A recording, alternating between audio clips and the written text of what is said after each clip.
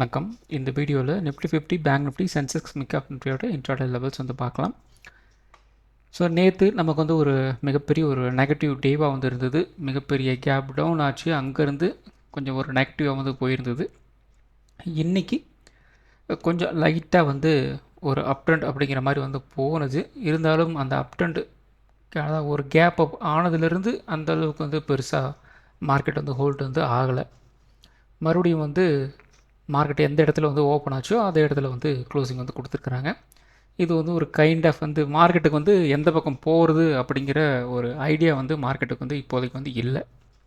ஏன்னா இப்போ ஒரு 2 நாள் கேப் வந்து இருக்குது. So Saturday and Sunday gap இருக்குது. ஸோ அந்த கேப்பில் வந்து ஏதாவது ஒரு ரீட் வச்சுட்டாங்களே அப்படின்னா என்ன பண்ணுறது அப்படின்ட்டு எல்லாம் கொஞ்சம் அமைதியாக வந்து இருக்கிறாங்க. ஸோ அதுவாக கூட வந்து காரணமாக வந்து இருக்கலாம். ஸோ அதன் காரணமாக நமக்கு வந்து என்ன நடந்திருக்கு அப்படின்னா ஒரு இன்சைட் பார் கேண்டில் வந்து நடந்திருக்கு. ஸோ நேற்று வெளியில் சொன்னேன் இல்லையா, இது பார்த்திங்க அப்படின்னா கொஞ்சம் பெரிய கேண்டில்.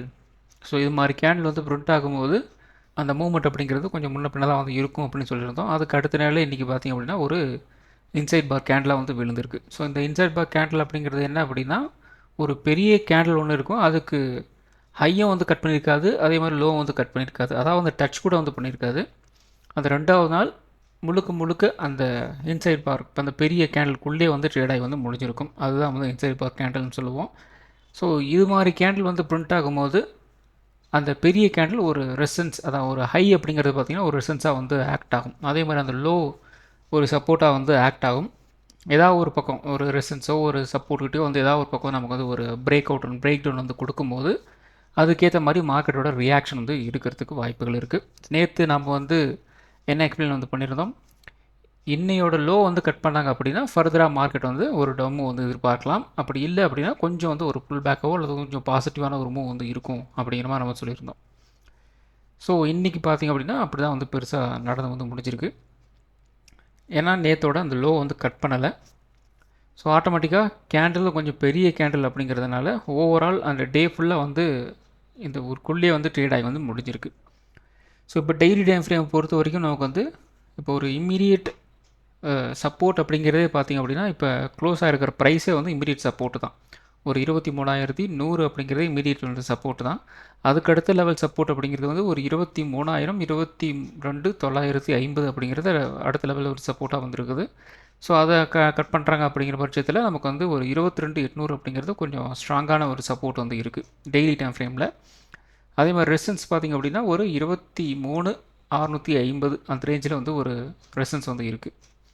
அதுக்கு அடுத்தது பார்த்திங்க அப்படின்னா நமக்கு வந்து ஒரு 23,500 23,650 அப்படிங்கிற ரேஞ்சில் அடுத்தடுத்த லெவல் வந்து ஒன் டே டைம் ஃப்ரேமில் வந்து இருக்குது. ஸோ நம்ம வீடியோ கொஞ்சம் பார்க்குறது கொஞ்சம் முழுசாக வந்து பாருங்கள். புதுசாக வர்றவங்க தயவு செய்து ஒரு மாதத்துலேருந்து ஒரு 45 டேஸ் பக்கம் வந்து நீங்கள் வந்து பார்த்தா மட்டும்தான் என்ன நம்ம வந்து இந்த வீடியோஸில் வந்து கொடுக்குறோம் அப்படிங்கிற ஒரு விஷயங்கள் உங்களுக்கு வந்து புரியும். வீடியோஸ் வந்து ஒரு 15 to ஒரு 20 மினிட்ஸ் போகுது, ரொம்ப பெருசாக இருக்குது, லென்த்தாக இருக்குது அப்படிங்கிற மாதிரி உங்களுக்கு வந்து இனிஷியலாக வந்து தோணலாம். ஆனால் இப்போ நான் வந்து இந்த வீடியோஸ்லேருந்து கொடுத்துட்ருக்கிற இந்த இன்ஃபர்மேஷன் அப்படிங்கிறது உங்களுக்கு வந்து எப்படியாப்பட்ட ட்ரெயினர்கிட்டையும் உங்களுக்கு வந்து கிடைக்காது. ஏன்னா நீங்கள் நிறைய ட்ரெயினர்கிட்ட நீங்கள் வந்து கிளாஸ் போயிருக்கலாம், அல்லது வந்து ஒரு மென்டார்ஷிப் வந்து அட்டன் பண்ணியிருக்கலாம். மென்டார்ஷிப் கிளாஸ் அதுக்கு எல்லாத்துக்கும் சேர்த்து சில விஷயங்கள் உங்களுக்கு வந்து கிடச்சிருக்காது. அது என்ன அப்படின்னா இந்த ட்ரேடிங் சைக்காலஜி அப்படிங்கிறது தான். ஸோ அதுக்காக நான் வந்து நீங்கள் எங்கேயுமே வந்து கிளாஸ் போகாதீங்க, எல்லாமே என்னோடய வீடியோஸ்லேயே வந்து இருக்குது அப்படின்னு நான் வந்து சொல்ல வரலை. நீங்கள் எங்கே வேணால் வந்து கிளாஸுக்கு போங்க. ஏன்னா நான் வந்து கிளாஸ் வந்து எடுக்கிறது வந்து கிடையாது, அது உங்களோட தனிப்பட்ட விருப்பம். ஆனால் மற்றவங்க சொல்லி கொடுக்காத ஒரு விஷயம் நான் என்ன சொல்லி கொடுக்குறேன் அப்படின்னு கேட்டிங்க அப்படின்னா ட்ரேடிங் சைக்காலஜி தான். ஏன்னா நமக்கு எல்லாருக்குமே தெரியும், மார்க்கெட் மேலே போச்சு அப்படின்னா பை பண்ணுறது, கீழே போச்சு அப்படின்னா செல் பண்ணுறது எல்லாருக்குமே தெரியும். அது எனக்கும் தெரியும், உங்களுக்கும் தெரியும். இருந்தாலும் எல்லாராலையும் நம்மளால் வந்து ப்ராஃபிட் வந்து பண்ண முடியுதா அப்படின்னு கேட்டிங்கன்னா புரிய மாட்டேங்குது. ஏன் அந்த பிரச்சனை அப்படின்ட்டு நமக்கு வந்து நம்ம எப்பயாவது வந்து யோசிச்சு வந்து பார்த்துருக்கோமா? அப்படியே நாம் வந்து யோசிச்சு பார்த்தாலும் நாம் வாங்கினோம், அந்த இடத்துல ஏதோ ஒரு நெகட்டிவ் நியூஸ் வந்துடுச்சு, அதனால் வந்து கீழே போயிடுச்சு. நாம் வந்து செல் பண்ணோம், அந்த இடத்துல ஏதோ ஒரு பாசிட்டிவ் நியூஸ் வந்துடுச்சு, அதனால் வந்து மேலே போயிடுச்சு அப்படிங்கிற மாதிரி நாம் வந்து நம்மளுக்கே வந்து ஒரு ரீசன் வந்து சொல்லிக்குவோம். ஆனால் ஸ்ட்ராட்டஜியை பொறுத்த வரைக்கும் பெருசாக ஒன்றுமே வந்து கிடையாது. ஒரு ட்ரேடிங்கை பொறுத்த வரைக்கும் ஸ்ட்ராட்டஜி அப்படிங்கிறது வெறும் ஒரு 10% 20% மேக்ஸிமம் வந்து சொல்லலாம். அதுக்கு மேலே வந்து அதெல்லாம் வந்து ஸ்ட்ராட்டஜி நமக்கு வந்து ஒர்க்கே வந்து ஆகாது. ஸ்ட்ராட்டஜி அப்படிங்கிறது என்ன, சில பேக் டெஸ்ட் வந்து பண்ணுவோம். ஸோ அந்த பேக் டெஸ்ட் பண்ணதில் வந்து இதெல்லாம் கொஞ்சம் ஒர்க் ஆகுற மாதிரி வந்து இருக்குது அப்படிங்கிறத வச்சுக்கிட்டு நாம் வந்து ஒரு ஸ்ட்ராட்டஜி வந்து பில்ட் வந்து பண்ணுறோம். ஸோ அது ஒரு 10% 20% தான். அதுக்கு மேலே நாம் அந்த ஸ்ட்ராட்டஜியில் என்னென்னலாம் அட்ஜஸ்ட்மெண்ட் வந்து பண்ண போகிறோம், நமக்கு அது தவிர்த்து நமக்கு என்னென்னலாம் தெரியுது அப்படிங்கிறதெல்லாம் வந்து முக்கியமான ஒரு விஷயமே வந்து இருக்குது. ஸோ எல்லாமே வந்து இதுக்கு மேலே போச்சு அப்படின்னா பை பண்ணு, இதுக்கு கீழே போச்சுன்னா செல் பண்ணு. Total out and out concept எல்லாமே வந்து இதுதான். நாம் என்ன பண்ணுறோம் அப்படின்னா கேண்டில் வந்து ஹெல்ப்புக்கு வந்து கூப்பிட்டுக்கிறோம், சப்போர்ட் அண்ட் ரெசிஸ்டன்ஸ் வந்து ஹெல்ப்புக்கு வந்து கூப்பிட்டுக்கிறோம், இண்டிகேட்டர்ஸ் ஹெல்ப் வந்து கூப்பிட்டுக்கிறோம். அதே மாதிரி வந்து ஓப்பன் இன்ட்ரெஸ்ட்டு, அதுக்கப்புறம் ஓப்பன் இன்ட்ரெஸ்ட் சேஞ்சு, அதுக்கப்புறம் டெல்டா, காமா, என்னென்னமோ நம்ம வந்து போட்டுட்டு வந்து கூப்பிட்றோம்.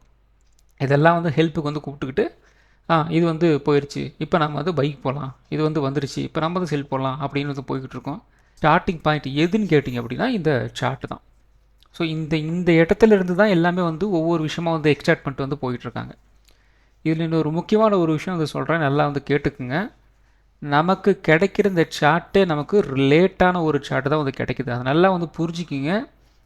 இப்போ 9 மணிக்கு ஒரு விஷயம் நடக்குது மார்க்கெட்டில் அப்படின்னா நமக்கு அது கிடைக்கிறதுக்கு 9 மணி 3 செகண்ட் 4 செகண்டுக்கு அடுத்தது தான் நமக்கு வந்து அந்த விஷயமே நமக்கு வந்து தெரியுது, நம்மளால் வந்து பார்க்க முடியுது. அதை நல்லா வந்து புரிஞ்சு வச்சுக்கோங்க.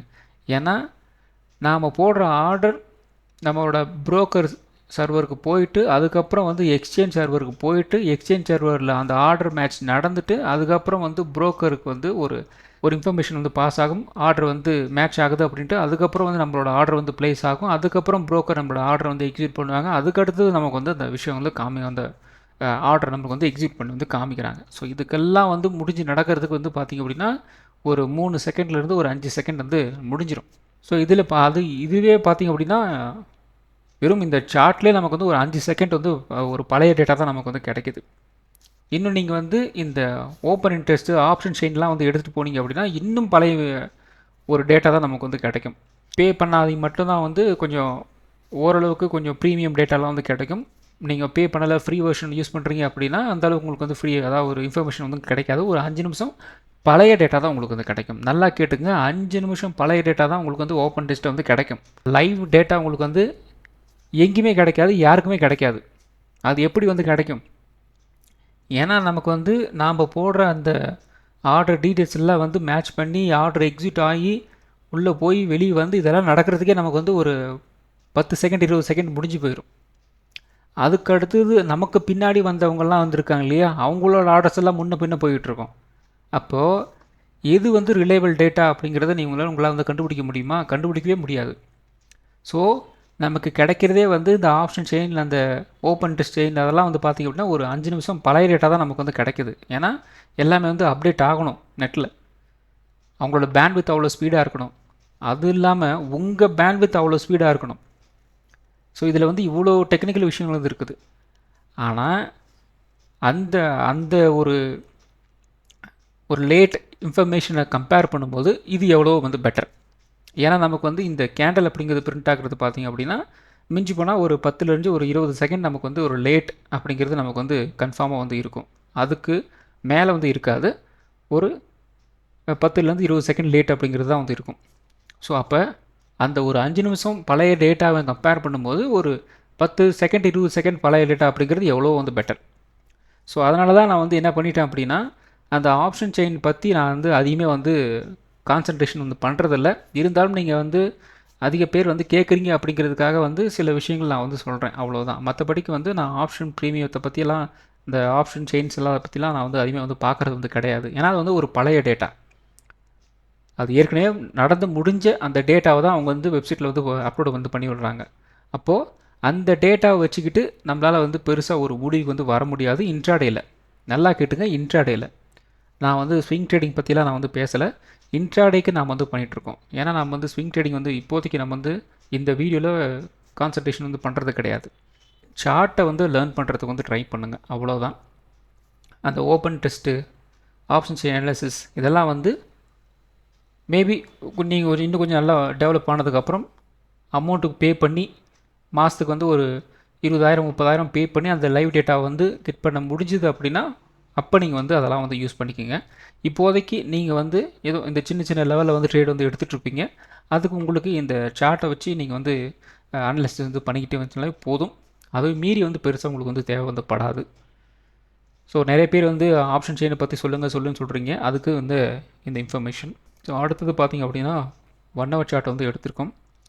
ஸோ 1 ஹவர் சார்ட்டை பொறுத்த வரைக்கும் நமக்கு வந்து ஒரு கைண்ட் ஆஃப் வந்து 2 நாளாக வந்து ஒரு ரேஞ்ச் பவுண்ட் அப்படிங்கிற மாதிரி தான் வந்து போயிட்டுருக்கு. டவுன் ட்ரெண்டை நோக்கியும் வந்து மார்க்கெட் நகரலை, ஒரு அப் ட்ரெண்டை நோக்கியும் வந்து மார்க்கெட் வந்து நகரலை. கைண்ட் ஆஃப் வந்து ஒரு ரேஞ்ச் பவுண்டில் சுற்றிட்டுருக்கு. அதாவது இந்த இடத்துல வால்யூம் வந்து கேதர் வந்து பண்ணிகிட்ருக்குறாங்க அப்படிங்கிறது நல்லா வந்து புரியுது. ஏன் அப்படின்னா ஒரு 1 ஹவர் சார்ட்டை பொறுத்த வரைக்கும் ஒரு ட்ரையாங்கிள் பேட்டர்ன் வந்து பிரிண்ட் பண்ணுறாங்க அப்படின்னா அந்த இடத்துல வால்யூம் வந்து கேதர் பண்ணுறாங்க. ஸோ அந்த இடத்துல இருந்து ஒரு அப் ட்ரெண்டோ ஒரு டவுன் ட்ரெண்டுக்கோ வந்து முடிவு வந்து எடுத்து வந்து வச்சுட்டாங்க. அதுக்கேற்ற மாதிரி மூவ் வந்து கொண்டு போயிட்டுருக்காங்க அப்படிங்கிறது நமக்கு வந்து நல்லாவே தெரியுது.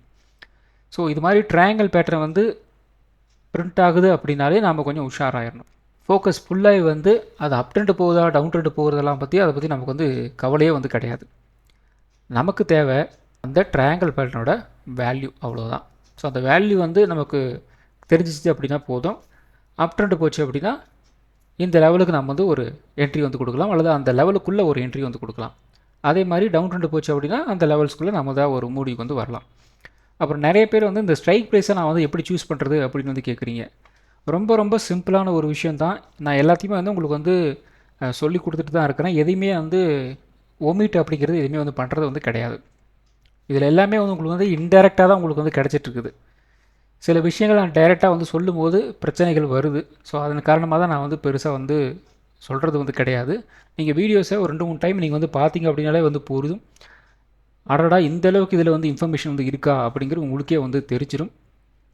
அதுவும் இல்லாமல் நீங்கள் கேட்குற அந்த ஸ்ட்ரைக் ப்ரைஸ் எதை சூஸ் பண்ணுறது அப்படிங்கிற முதற்கொண்டு எல்லாமே உங்களுக்கு வந்து ஓப்பனாகவே தெரியும். ஸோ அதனால் அந்த வீடியோஸை கொஞ்சம் முழுமையாக பாருங்கள், 1க்கு 2 தடவை வந்து பாருங்கள். ஸோ எனக்கு வந்து வியூஸ் வருது, எனக்கு வந்து வியூஸ் ஏறுது அப்படிங்கிறதெல்லாம் வந்து எனக்கு வந்து ஒரு விஷயமே வந்து கிடையாது. ஏன்னா இதுக்கு வந்து இதை வச்சு தான் நான் வந்து என்ன இது பண்ணிக்கணும் அப்படிங்கிற எந்த விதமான ஒரு அவசியம் வந்து கிடையாது. மற்றவங்களும் தெரிஞ்சுக்கிட்டும் நம்ம வந்து கஷ்டப்பட்டு தெரிஞ்சுக்கிறது, நாம் வந்து ஒவ்வொரு விஷயமா நான் வந்து கற்றுக்கிட்டு வந்துட்டேன். ஸோ இப்போ புரியாதவர்கள் என்ன பண்ணுவாங்க அப்படின்னா இந்த விஷயம்லாம் தெரியாமல் ஒரு ட்ரேடில் வந்து உள்ளே போயிடுவாங்க.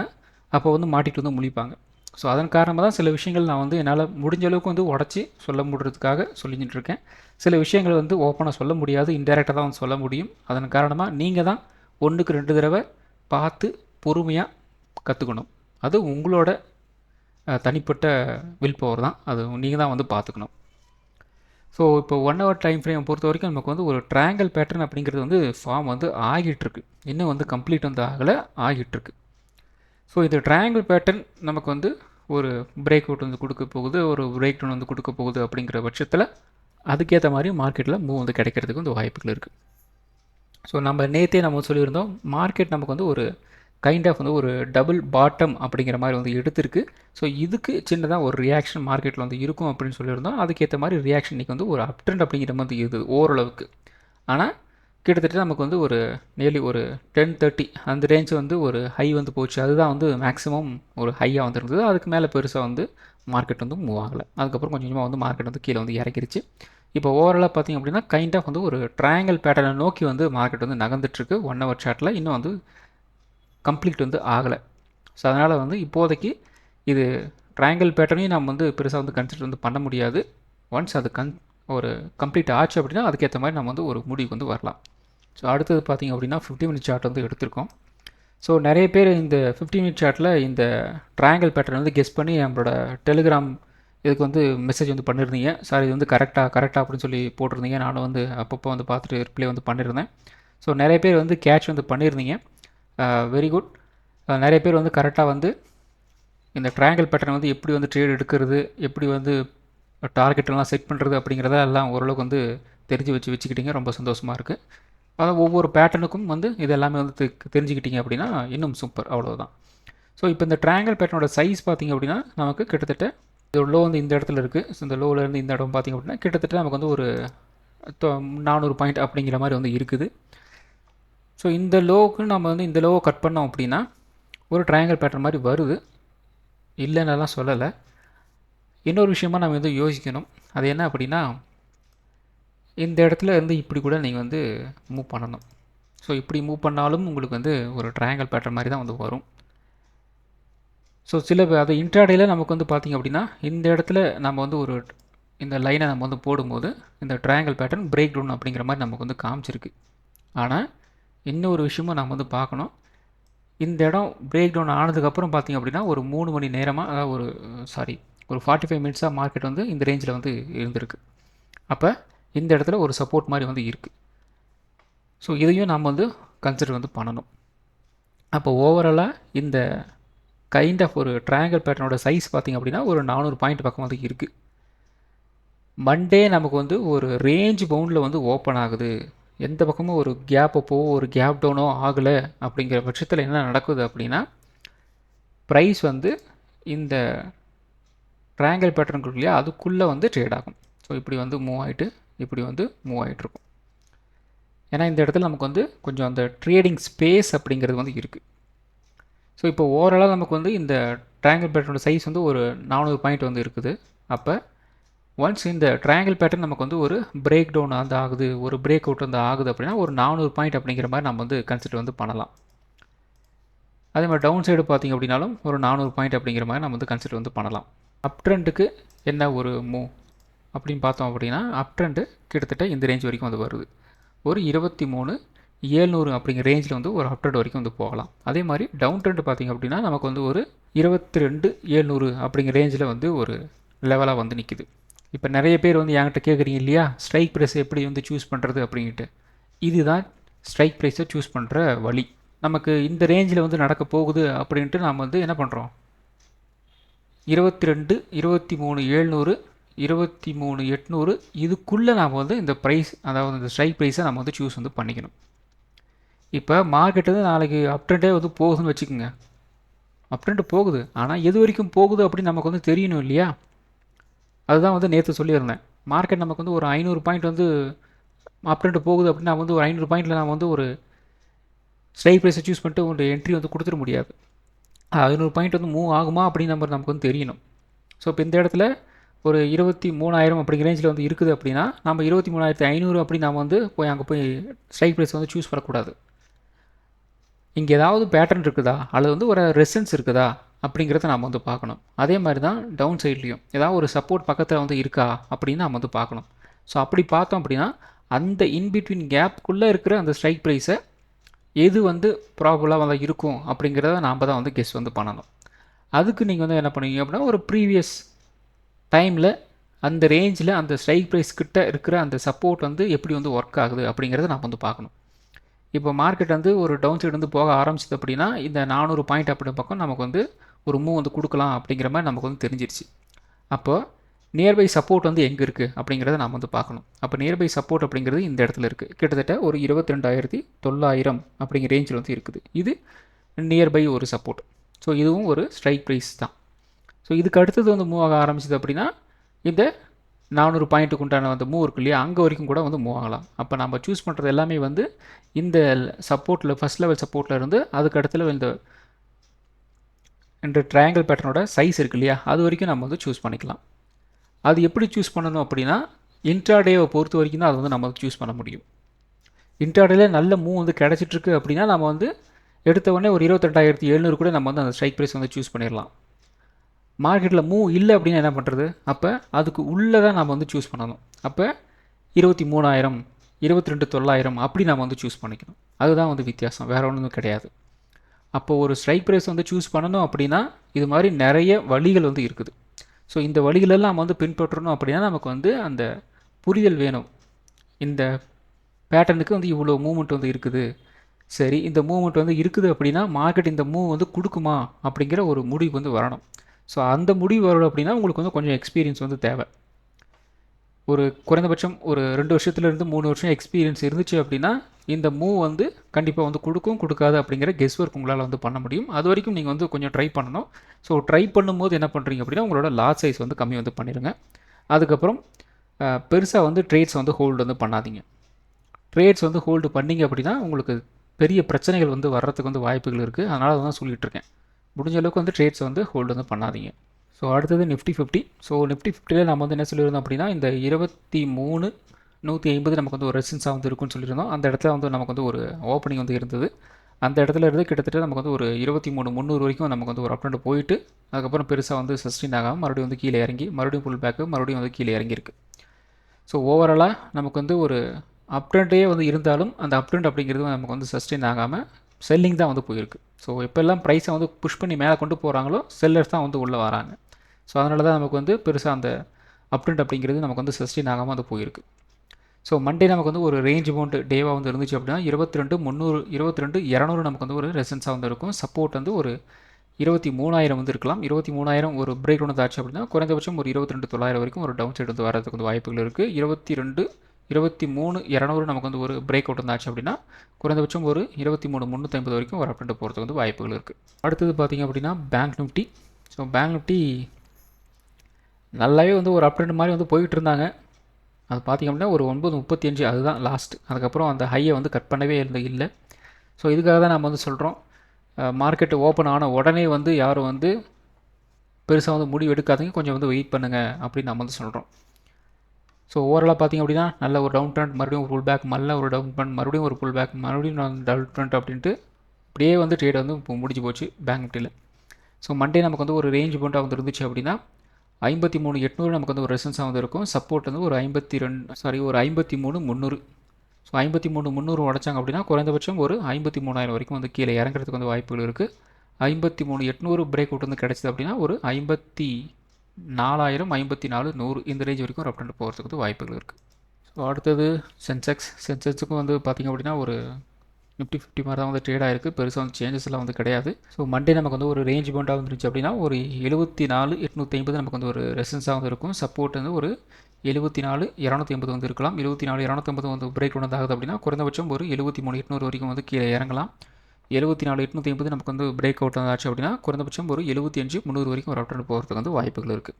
ஸோ அடுத்தது பார்த்திங்க அப்படின்னா mid cap Nifty. So mid cap நிஃப்டியும் சேம் தான் வந்து நடந்திருக்கு. பெருசாக வந்து சேஞ்சஸ் எல்லாம் வந்து கிடையாது. ஒரு 12,600 ஒரு பிரேக் அவுட் வந்து கிடச்சி அப்படின்னா ஒரு 12,750 வரைக்கும் வந்து போகலாம்னு சொல்லியிருந்தோம். அது வந்து காலையில் ஃபஸ்ட்டு ஒரு 9:30 வந்து போயிடுச்சு. அதுக்கப்புறம் மறுபடியும் வந்து ஒரு வாலட்டைலான ஒரு மூவ் தான் வந்து கிடச்சிட்டு இருந்தது. ஸோ திங்கக்கிழமை நமக்கு வந்து ஒரு ரேஞ்ச் பவுண்டாக வந்துருந்துச்சு அப்படின்னா ஒரு 12,700 நமக்கு வந்து ரெசன்ஸாக வந்து இருக்கும். சப்போர்ட் 12,550 இருக்கலாம். 12,550 உடச்சாங்க அப்படின்னா ஒரு 12,450 வந்து கீழே இறங்கலாம். 12,700 உடச்சாங்க அப்படின்னா ஒரு 12,800 வரைக்கும் மினிமம் வந்து ஒரு அப்டேட் போகிறதுக்கு வந்து வாய்ப்புகள் இருக்குது. ஸோ இந்த வீடியோ ஒரு எஜுகேஷன் பர்பஸ் வீடியோ மட்டும்தான். பை பண்ணுறதுக்கோ செல் பண்ணுறதுக்கோ ரெக்கமெண்டேஷன் வீடியோ கிடையாது. இந்த வீடியோ பிடிச்சிருக்கும் லைக் பண்ணுங்கள், உங்கள் ஃப்ரெண்ட்ஸுக்கு வந்து ஷேர் பண்ணுங்கள். மற்றும் ஒரு வீடியோவில் சந்திப்போம். நன்றி, வணக்கம்.